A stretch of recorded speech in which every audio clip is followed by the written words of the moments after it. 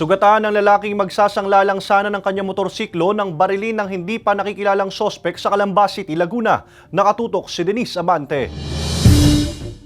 Sugat sa ilong na tumagos sa kanang pisngi ang tinamo ng 44 anyos na lalaking ito matapos malapit ang barilin ng hindi pa nakikilalang suspect sa bahagi ng Barangay 5, Calamba City, Laguna. Sa investigasyon ng pulisya, tatagpuin lang sana ng biktima ang nakausap umano nito online na pagsasanglaan ng kanyang motorsiklo. Sa salaysay ng biktima sa pulisya, alas 10:30 ng gabi nang dumating siya sakay ng kanyang sedan at bigla na lang umano siyang pinaputukan sa mukha ng hindi pa nakikilalang suspect. Tingin ng pulisya, posibleng modus ito ng suspect. Siguro, ini-expect nung bibili sana is motor. Siguro nagtaka siya bakit kotse ang dala nitong magsasangla pagdating. Siguro nagalit itong propose na pagsasanglaan. Dahil may baril, pwede rin na ito ay agaw motor.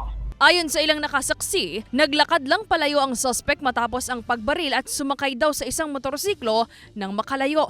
Nahihirapan din umano ang pulisyang matukoy ang pagkakakilanlan ng suspect dahil dummy account umano ang gamit nito sa pakikipagtransaksyon sa biktima. Hindi rin natin establish yung pagkakakilanlan ng kausap niya through online kasi nung tinignan natin yung account, yung usual sa mga sites na dummy, hindi ko tunay na account to Kasalukuyang nagpapagaling ang biktima habang patuloy pa rin ang isinasagawang backtracking at forward tracking ng pulisya sa posibleng kinaroroonan ng suspect. Abiso ng otoridad sa mga residente. Pagdating sa mga ganitong transaction, it's better siguro na may advice natin na meron naman talagang lehitimo yung nakikita natin yung mga opisina ng mga sanglaan, yung establishment nila na nandun. Mas maganda yon na doon na lang sila magsangla o may itatransact. Unlike dito sa online, madali kong gumawa ng account sa ngayon. Mas marami ang problema pag sa online mag-transact. Sinisika pa ng GMA Regional TV Balitang Southern Tagalog na makuhanan ng pahayag ang biktima hinggil sa insidente.